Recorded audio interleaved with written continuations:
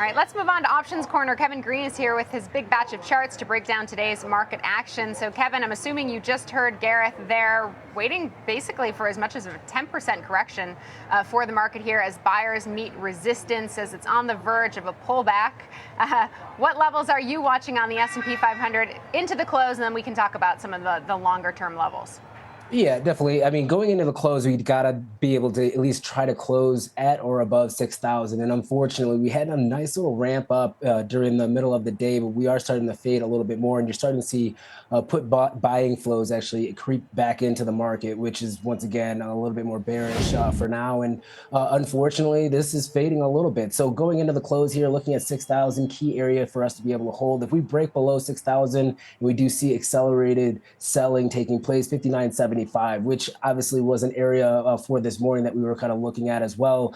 Got fairly close, around 3 points away from it, 2 points away from it. Saw a nice little bounce here. So some buyers quickly stepped in. That's what those candles are showing early on in the session. We went and flushed down. Buyers came in, stepped in, tried to push the market higher, came back, retested. You don't really want to retest it again.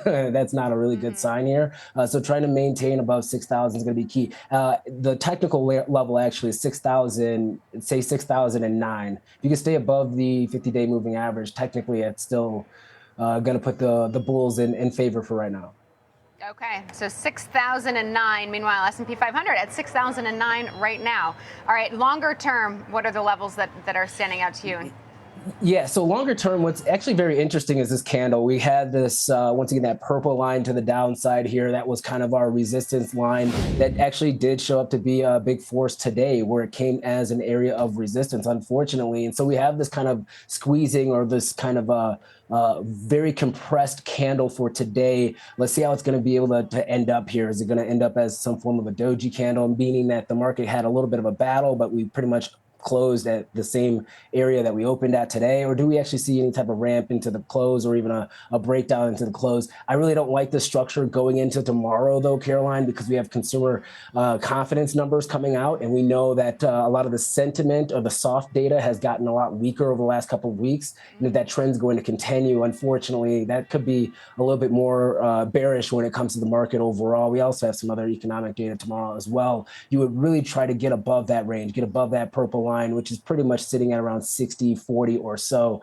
getting a little bit more of that recovery, getting closer to the 20-day moving average if you're a bull, in order for us to sustain. And unfortunately, those indicators at the bottom, stochastics, which is in the middle there, still, once again, in its bearish formation, even though we are getting close to the oversold portion there, maybe that's going to be a reset. But MACD is actually you're seeing basically a divergence, a bigger divergence within the MACD, which is also bearish. So I would say it's kind of mixed right now. Bulls still holding the 50-day, but I don't really like the setup going into tomorrow, or even just the rest of the week, because the economic data is kind of skewed bearish, maybe outside of PCE. All right, Kevin Green sounding a little bit cautious. Meanwhile, Hims and Hers out this afternoon with earnings. I know we're going to hit on that one in the panel, but just from a technical perspective, because shares are up about 3.5–4% today, but it's been a really wild ride with huge swings to both the upside and the downside for this name. What stands out in the chart ahead of earnings?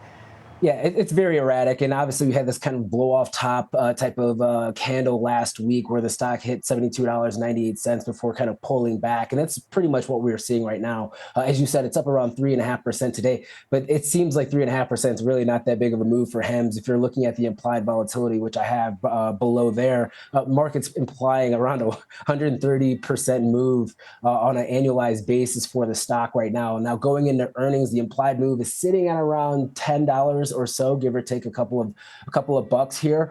So we see some major positioning happening at the $55 level to the upside. To the downside, $46 is also going to be some put positioning here. But we have these squeeze levels, and what does that really mean? If we see actually the stock getting to around $40, that probably would then signify that we might actually see a massive flush in the stock even more, kind of accelerating, similar to a gamma squeeze to the upside. We hit to that $60 level. There is some positioning at $65 that could create this domino effect to the upside here. Market makers have had a very hard time trying to price the stock as far as implied move over the last 2 weeks or so.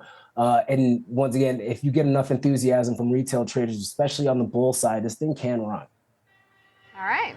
Kevin Green, we'll chat with you in a bit for earnings panel. Thanks so much.